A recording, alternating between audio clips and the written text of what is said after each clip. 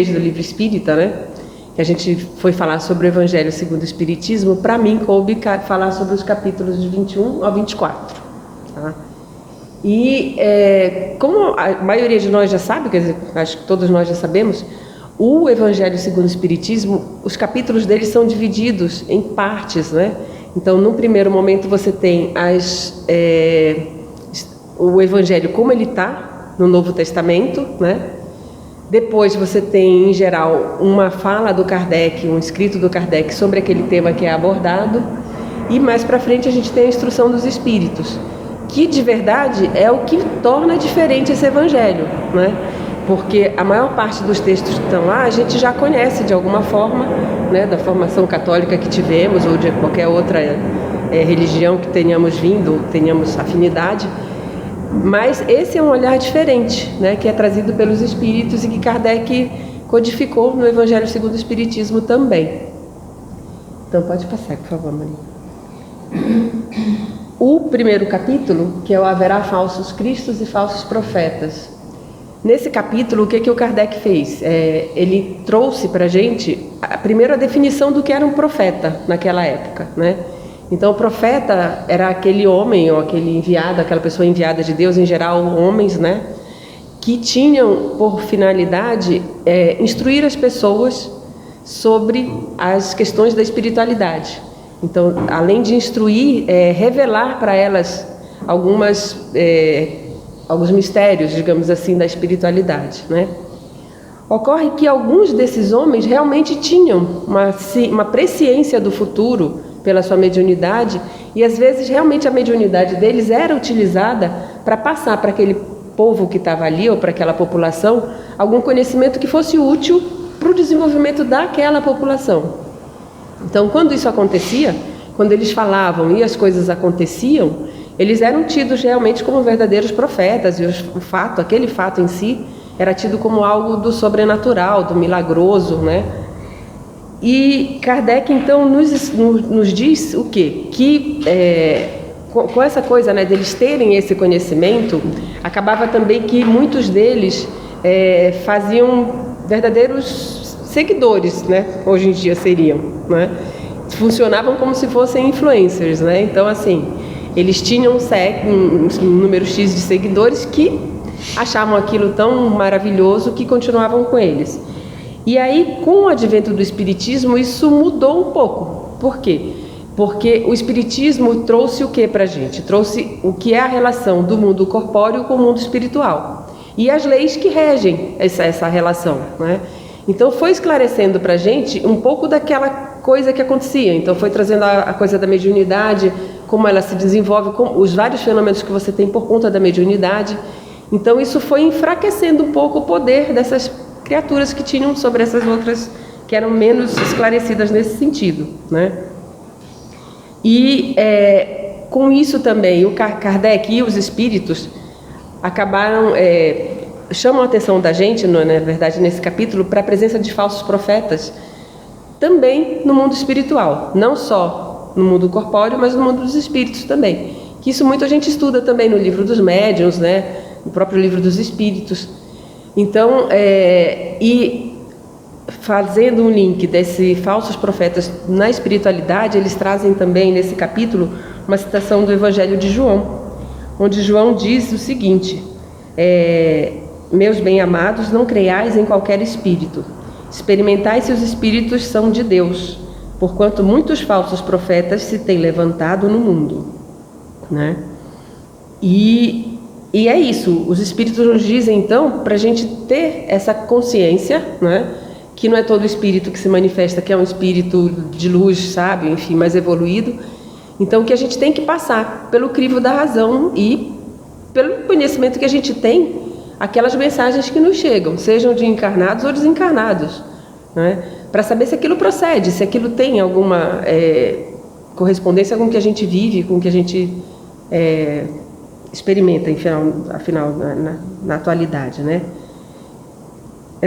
Então, eu fiquei pensando o seguinte, essa coisa dos falsos profetas, né? Hoje a gente tem muito essa coisa, muita informação chega pra gente de tudo que é lado, né? Em uma velocidade muito grande. E eu acho que a gente tem que ficar atento, porque a gente corre o risco de ser um falso profeta também. E muito mais facilmente hoje do que era naquela época, né? Porque com um clique no botão, você vai lá, ou na tela do celular, você vai lá e dispara uma mensagem que você não checou a fonte, não sabe se é verdade ou não, né? Não sabe se procede. Muitas vezes você pega um recorte de X e se você não vai lá e ver, não é, se aquilo é de verdade, se aquilo aconteceu, você clica e você acaba sendo um falso profeta e vai divulgando inverdades aí que tem consequências que a gente nem sabe quais, né? Lembrando um pouco também da coisa das narrativas hoje em dia, né? Que você tem tanta distorção da verdade que acho que no final a gente tem que gastar um tempo muito grande para saber se aquilo é verdade, se não é, mas é necessário que a gente faça para que a gente não corra o risco de ser um falso profeta também, né? E aí eu lembrei da questão da mensagem do Espírito de verdade que ele diz: espíritas amai-vos, mas espíritas instruí-vos também, né? Não só no sentido de ler a doutrina, mas de tentar conhecer tudo que nos cerca, né? E passar pelo filtro da razão as coisas que chegam até nós. O capítulo 22.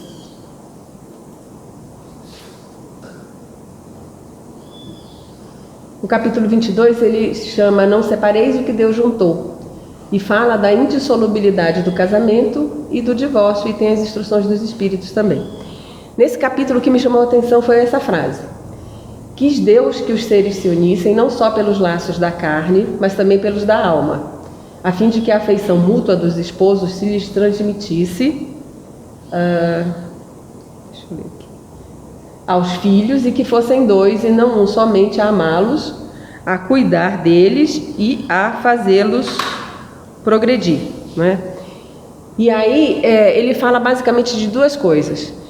Ele fala da parte divina, digamos assim, da união entre as pessoas, e da parte legal, né, civil.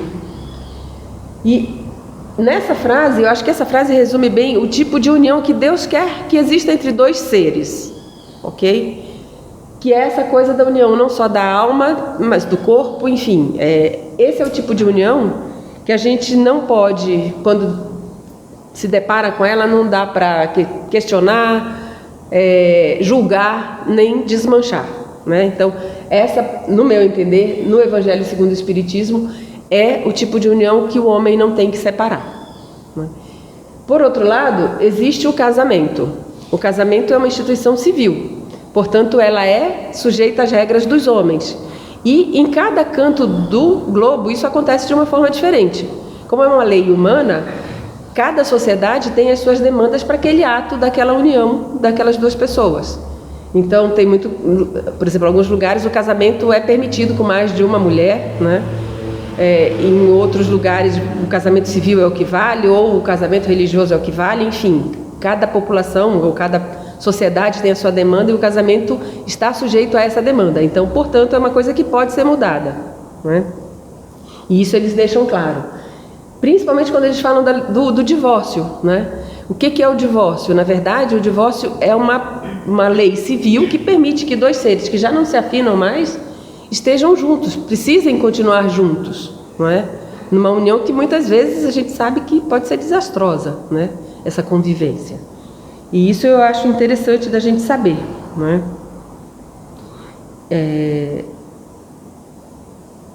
E eu acho que é isso. Eu acho que a gente, pensando nesse capítulo, né? Eu fiquei pensando quanto que a gente já evoluiu nessa questão, não só enquanto humanidade, mas também nos meios legais que a gente tem para viabilizar, digamos assim, ou seja, a união entre as pessoas, né? Eu acho que a gente já caminhou bastante nessa coisa de você poder respeitar mais as uniões que se formam entre dois seres, sejam eles do mesmo sexo, de sexos opostos, e também a proteção que a gente tem para esse novo grupo familiar que está sendo formado, em termos de lei civil. Eu acho que a gente precisa caminhar muito ainda nesse sentido, tanto em termos de humanidade, no sentido de não olhar de uma forma tão preconceituosa e não julgar, como eu falei lá atrás, né? Como na questão civil também, né? De fazer com que as pessoas respeitem de fato esse tipo de união, que é uma união natural, como a gente viu aqui nessa frase que tem no livro no Evangelho segundo o Espiritismo. Por favor, o outro, Molinho. O outro capítulo foi o capítulo 23, que chama Estranha Moral. E aí ele tem esses itens: odiar os pais, abandonar pai, mãe e filhos, deixar aos mortos o cuidado de enterrar os seus mortos, não vim trazer a paz, mas a divisão, e a gente tem as instruções dos espíritos. Esse capítulo é um capítulo que, quando a gente lê, causa uma certa estranheza mesmo, né? Que você fala, nossa, quanta coisa horrível, será que Cristo falou isso, né? Uma vez que ele não vivia e não praticava isso, né? Então fica uma certa dúvida aí. E aí Kardec vai elucidando aos poucos, né? Então ele traz, por exemplo, a questão da semântica, né? A língua que era falada na época do Cristo, ela era pobre, digamos assim, ela não tinha tantos recursos em termos de palavras, né? Não tinha muitas palavras. Então, assim, a mesma palavra, às vezes, podia significar várias coisas. Então ele cita, por exemplo, o exemplo do odiar os pais, né? Odiar naquela época não tinha só o significado de odiar de verdade como a gente conhece, mas podia significar também gostar menos. Então essa é uma questão, né?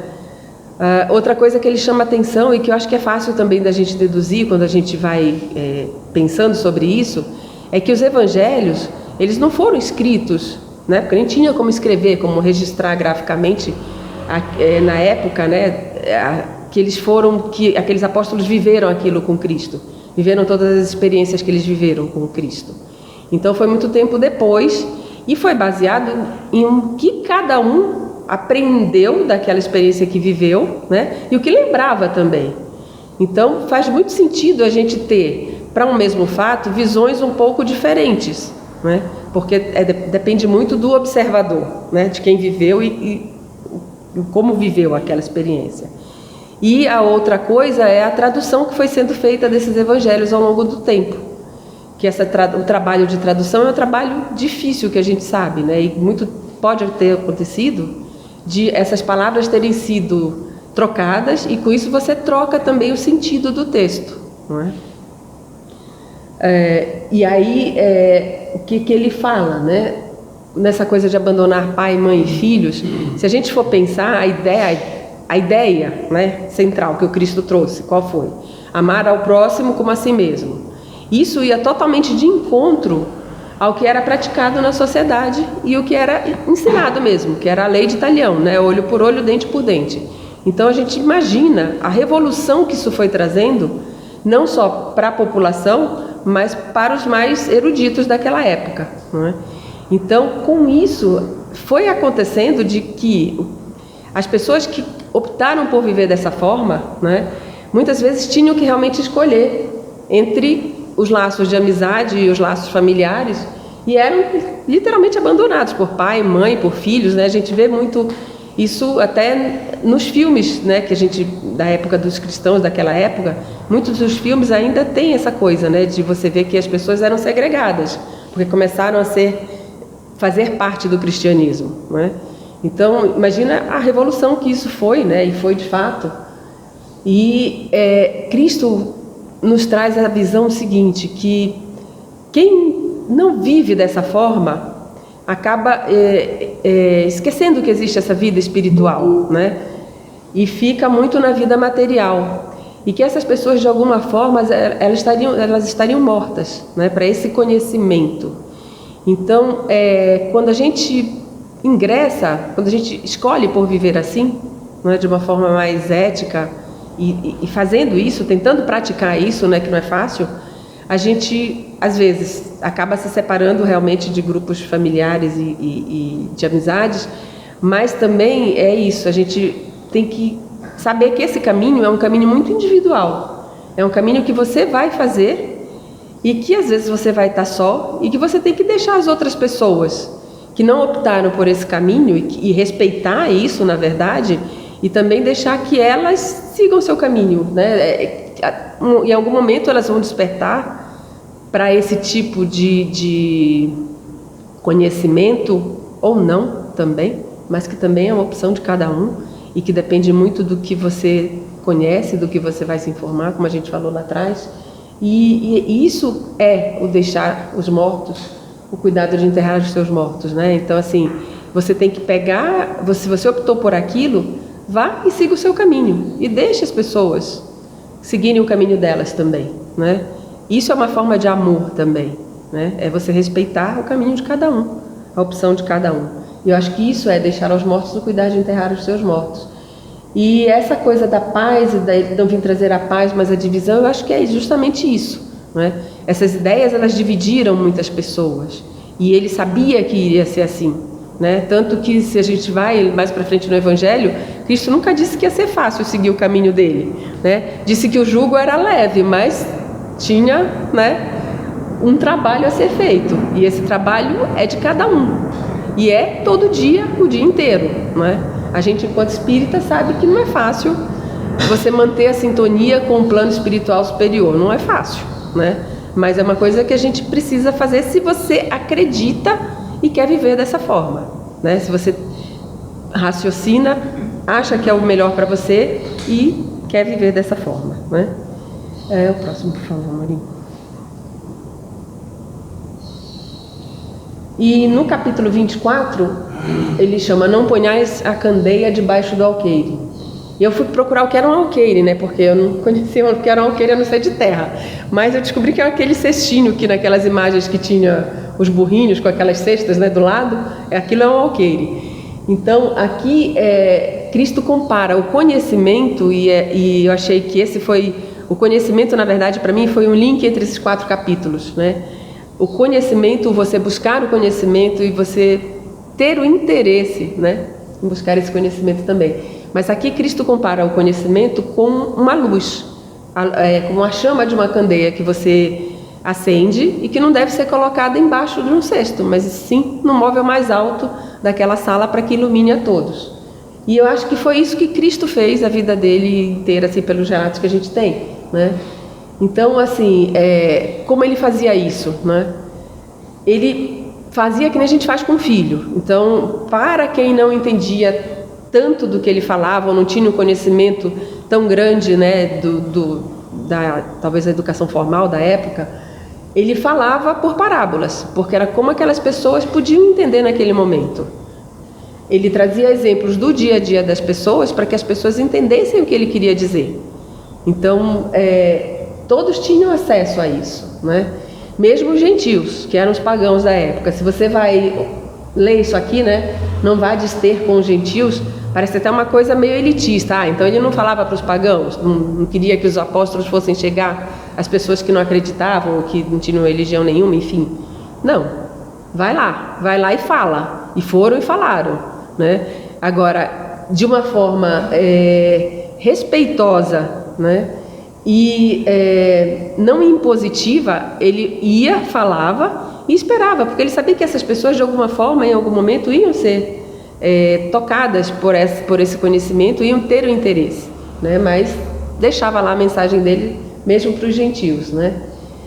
E uma outra coisa que ele fez também, eu acho que Cristo tinha, e eu acho que mais do que ter essa capacidade, eu acho que é exemplificar para a gente, né? Não são os que gozam de saúde que precisam de médico. Eu acho que é muito isso, até que a gente falava agora, né? Não é quem a gente não tem, a pessoa não tem que chegar até a gente para que a gente possa levar o que a gente sabe e conhece e tenta praticar até elas, né? Que nem a gente falou aqui da Malu. Então, assim, a gente não vai esperar que, né, ela, vamos pegar, dar o telefone de alguém para que ela, né, seja socorrida, enfim. Eu acho que é isso. Eu acho que é você ir até as pessoas e falar do que você sabe, exemplificar o que você sabe, né? Eu acho que sempre é assim. E aí, se aquela pessoa quiser, e se tiver realmente precisando daquilo naquele momento, ela vai se beneficiar de alguma forma, né? E eu acho que também essa coisa da coragem e da fé, eu fiquei pensando muito nisso, né? Kardec, em todos os escritos dele, sempre leva a gente a raciocinar muito sobre a fé que a gente tem. Em que eu acredito, né? Como eu vivo aquilo que eu acredito? Eu acredito de fato nisso, não é? Então eu acho que esse é um convite que o Espiritismo faz para a gente sempre. Como é que você está? Você acredita mesmo nisso? Você acha aquilo faz sentido para você? Não é? E se faz sentido, como é que você vive isso? Então, nesse capítulo, ele traz muito isso, de você pensar sobre o que você acredita, carregar a sua cruz no sentido de, se você acredita e aquilo é ok para você, então vá lá e viva daquela forma. E eu acho que é isso, eu acho que esse carregar a sua cruz é a gente viver da forma que a gente acredita, falando na doutrina espírita, né, aqui. E essa coisa de quem quiser salvar a vida, perder-la, é porque ele traz muito essa referência também da vida corporal e a vida espiritual, não é? E que a gente sabe que, na verdade, os valores espirituais são os valores que a gente vai levar enquanto espírito eterno que somos, não é? É o que a gente conseguiu conhecer, praticar, enfim, aprender e realmente colocar no nosso espírito, que é o que importa. Né? A matéria vai se decompor e, enfim, a gente vai ter vários tipos de matéria envolvendo esse nosso espírito sempre, não é? Então isso não é tão fundamental. E eu acho que eu estava lendo um livro da Bell Hooks, que é uma escritora negra americana, e ela fala que o amor, né, ela cita um psiquiatra, na verdade, que é o Morgan Peck, que ele fala que o amor é uma questão da vontade, né? É uma escolha, é uma intenção, mas tem que ser uma ação também, né? Então eu acho que quando a gente escolhe amar e escolhe viver a vida de uma forma mais amorosa, como ela fala no texto dela, a gente vai praticar de alguma forma, ou vai praticar com certeza, essa coisa da caridade que Kardec fala, né, no Evangelho segundo o Espiritismo também, né? E que os Espíritos nos dizem que fora da caridade não há salvação. Eu acho que a caridade envolve a fraternidade. Eu acho que a fraternidade é que vai fazer com que a gente, de fato, caminhe e ajude a lei do progresso, não é? Próximo, por favor, Mônica. Então, eu trouxe aqui para acabar esses versos da canção do Gonzaguinha, que chama Redescobrir, que eu amo de paixão, e que diz assim: vai o bicho homem, fruto da semente, renascer da própria força, própria luz e fé. Entender que tudo é nosso, sempre esteve em nós. Nós somos a semente, ato, mente e voz. E eu acho que é isso. Eu acho que quando a gente abraça o Espiritismo, quando a gente acredita nisso e quando a gente quer viver dessa forma, a gente realmente renasce e tenta, pelo menos, fazer com que brote da gente o melhor, né? Porque luz e sombra todos temos, né? Basta é interessante, porque parece tão fácil, mas não é tão fácil, né? A gente sabe. Mas a gente tem que sempre tentar sintonizar, né? E colocar a nossa luz para fora, né? Para que ela ilumine não só a gente, mas todo mundo que está à nossa volta. E eu acho que com isso a gente vai acabar realmente construindo uma humanidade mais fraterna e que seja a luz sempre, né? É isso.